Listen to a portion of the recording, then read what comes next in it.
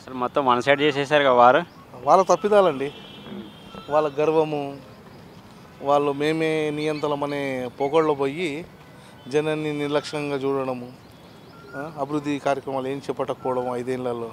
పోలవరం ఏదో కంప్లీట్ చేస్తామని పోలవరం 5 ఏళ్ల పీరియడ్ నాశనం పట్టించారు, కానీ పోలవరం కంప్లీట్ కాలేదు. ఇవన్నీ ఒక్కొక్కటిగా జనాలు రిజల్ట్ ఎక్స్పెక్ట్ చేశారా మీరు? ఇంత ప్రతిపక్షం లేకుండా మరీ ఇన్ని సీట్లు వస్తాయని?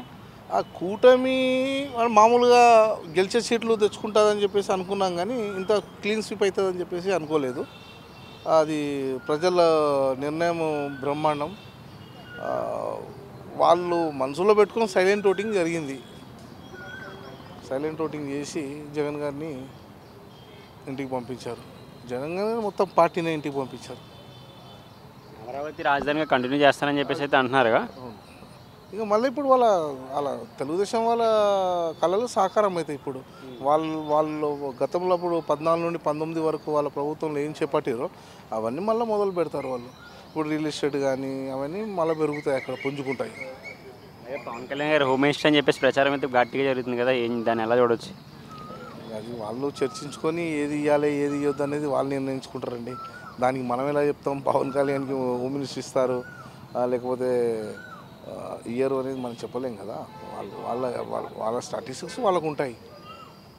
ఏమైనా దాడులు జరుగుతాయి అంటారా? బిఫోర్ వైసీపీ వాళ్ళు చేసిన దాడి మీద ఏమైనా రివెంజ్గా పాలిటిక్స్ నడుస్తాయంటారా? అభివృద్ధి వైపే వీళ్ళు ఎక్కువ ఫోకస్ చేస్తారంటారు? ఇంకా వాళ్ళ మీద దాడులు, మా ప్రభుత్వం వచ్చిందని దాడులు చేస్తే మటు మళ్ళీ వాళ్ళకి వీళ్ళకి తేడా ఉండదండి.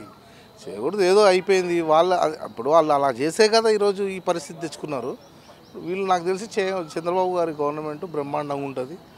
మంచిగా అందరూ వెల్ఫేర్ మీద దృష్టి పెడతారని చెప్పేసి ఆశిస్తున్నా.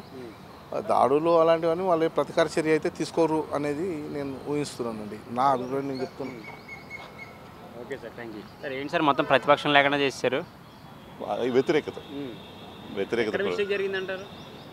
అది ఎక్కడ మిస్టేక్ అంటే ఏమన్నది, పథకాలు ఇచ్చినంత మాత్రాన అయిపోదని జనాలు కూడా డెవలప్మెంట్ లేకుండా ఓన్లీ పథకాలు ఇచ్చేస్తే జరిగిపోదు కదా.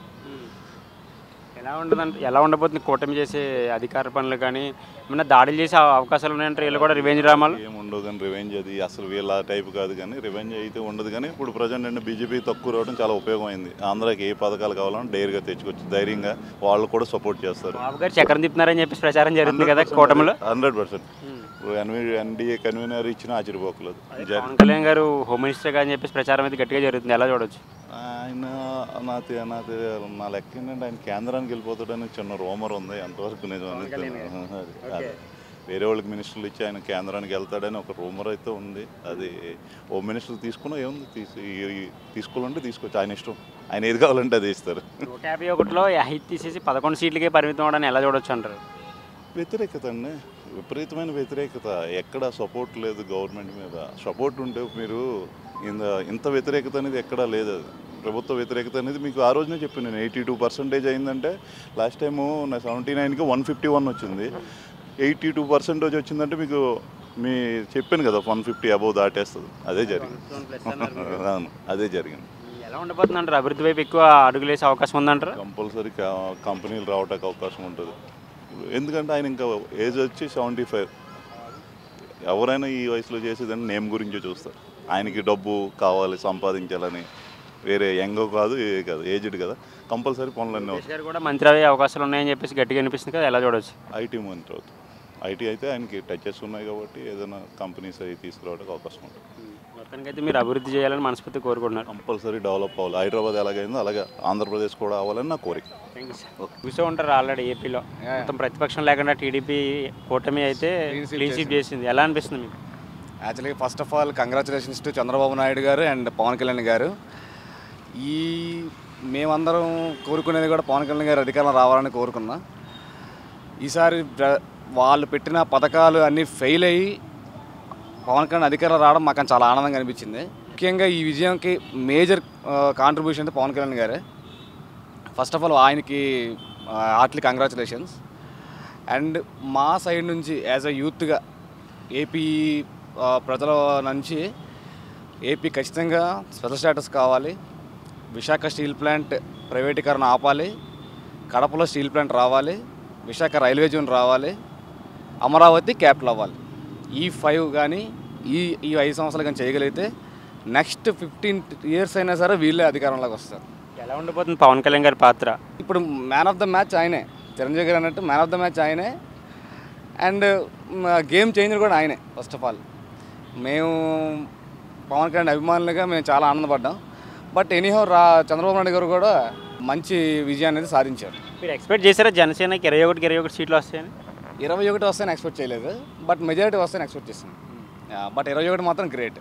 పవన్ కళ్యాణ్ గారికి 70,000 పైన అయితే మెజార్టీ వచ్చింది కదా, మీకు ఏమనిపించింది ఆ రిజల్ట్ చూసి? రిజల్ట్ చూసి ఇంకా ఫస్ట్ ఆఫ్ ఆల్ పిఠాపురంలో పోటీ చేస్తాను అన్నప్పుడే ఇంకా అది వార్ వన్ సైడ్ అయిపోయింది. వన్ డేలో ఆ నైట్లోనే ఆయన ఎప్పుడైతే పోటీ చేస్తా అన్నారో ఆ రోజే ఇంక జనాలందరూ పవన్ కళ్యాణ్ డిసైడ్ అయిపోయారు. ఆ రోజే యాక్చువల్గా డిసైడ్ అయిపోయింది. బట్ మెజారిటీ మేము చూసాం, మెజారిటీ కూడా మంచి మెజారిటీ ఇచ్చారు. ఓటమికి సీట్లు వస్తాయని ఎక్స్పెక్ట్ చేశారా? మరీ ప్రతిపక్షం లేకుండా అయిపోయేంత పరిస్థితి వస్తుందని ఎవరు ఎక్స్పెక్ట్ చేయలేదు. అయితే నేనైతే పర్సనల్గా ఒక అట్లీస్ట్ 30 to 40 అని వస్తాయి అనుకున్నా. బట్ మరీ ఘోరంగా 11 అయితే మాత్రం టూ మచ్. ప్రజల్లో ఇంత వ్యతిరేకత ఉందని ఈ రిజల్ట్ చూసి మీకు అనిపించిందా? అనిపించింది. ప్రజల్లో వ్యతిరేకత యాక్చువల్గా ఎవరు కూడా ఈ పథకాలకు ఆశపడి ఏదో ఫ్రీ బీస్ కోసం, అంటే గవర్నమెంట్ మైండ్ సెట్ మేము ఫ్రీ బీస్ ఇచ్చేస్తే గవర్నమెంట్ అధికారంలోకి వచ్చేస్తుంది అనే ఆలోచనని ఈరోజు వాళ్ళందరూ ఇది నిజం కాదు, మాకు కావాల్సిన డెవలప్మెంట్ అండ్ డెవలప్మెంట్ని సంక్షేమాన్ని బ్యాలెన్స్ చేయాలి తప్ప ఓన్లీ సంక్షేమం ఒకటే కాదు. వైజాగ్లో రుషికొండను కూల్చేసి కట్టుకున్న ప్యాలెస్ అక్కడి నుంచి ఏమైనా అధికార పరిపాలన జరిగే అవకాశాలు ఉన్నాయంటారా? దాన్ని ఏమైనా ఒక టూరిజం స్పాట్గానే ఉంచుతారంటారా?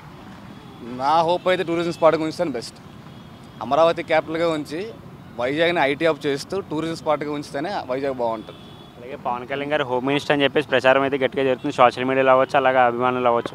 సో వస్తే ఆనందమా, మీకు ఏమనిపిస్తుంది? లేదు, హోమ్ మినిస్టర్ ఇస్తానని మా ఫ్యాన్స్ పరంగా అయితే హోమ్ మినిస్టర్ ఇస్తే బాగుంటుంది. హోమ్ మినిస్టర్ అయినా డిప్యూటీ సీఎం కన్నా హోమ్ మినిస్టర్ అయితేనే బాగుంటుంది. అలాగే ఏపీలో ఎలాంటి అభివృద్ధి జరగాలని కోరుకుంటున్నారు మీరు?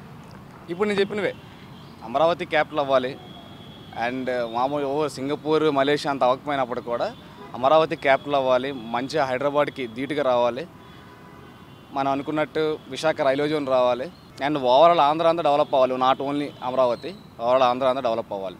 అలాగే వైసీపీ 5 సంవత్సరాల పరిపాలనలో ఎన్నో దాడులు అయితే చేశారు, వీళ్ళు కూడా అలా రివెంజ్ ఏమైనా తీసుకుంటారంటారు, అభివృద్ధి వైపు ఎక్కువ మొగ్గు చూపిస్తారంటారు? పవన్ కళ్యాణ్ గారు అయితే నిన్న చెప్పిన ఇంటర్వ్యూలో కూడా మీరు చూసుంటారు. ఆయన ఏమన్నారంటే ఎవరి మీద కూడా రివెంజ్ అయితే మేము తీసుకోం, వాళ్ళకి కావాల్సింది ఫస్ట్ ఆఫ్ ఆల్ ఫోకస్ అని ఏపీ అంతే తప్ప రివెంజ్లు తీసుకున్నా కూడా ఇప్పుడు వాళ్ళకి వీళ్ళకి ఇంక తేడా ఉండదు. ఇప్పుడు వైసీపీ వాళ్ళు చేసిన దానికి వాళ్ళు కూడా రివెంజ్ తీసుకున్నారు, అలాగే వీళ్ళు ఫాలో అయితే ఇంకా వాళ్ళకి వీళ్ళకి డిఫరెన్స్ లేదు. సో అది అసలు వాళ్ళని ఇంకా అది వదిలేసి వీళ్ళు ఏపీ డెవలప్మెంట్ ఫోకస్ చేయడం బెటర్. అలాగే ఐటీ మంత్రిగా లోకేష్ అని చెప్పేసి ప్రచారం గట్టిగా జరుగుతుంది, సో ఎలా చూడొచ్చు? లోహెడ్ అనర్హుడు అంటారు లోకేష్ గారు దానికి?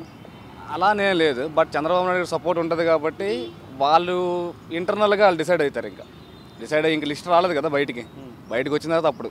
ఓకే, థ్యాంక్ యూ అన్న. కార్తికేయ, పవన్ కళ్యాణ్ గారు ఎమ్మెల్యేగా గెలిచారు, ఎలా అనిపిస్తుంది నీకు? చాలా హ్యాపీగా ఉంది. Hello AP, bye bye YCP, జై పవన్ కళ్యాణ్.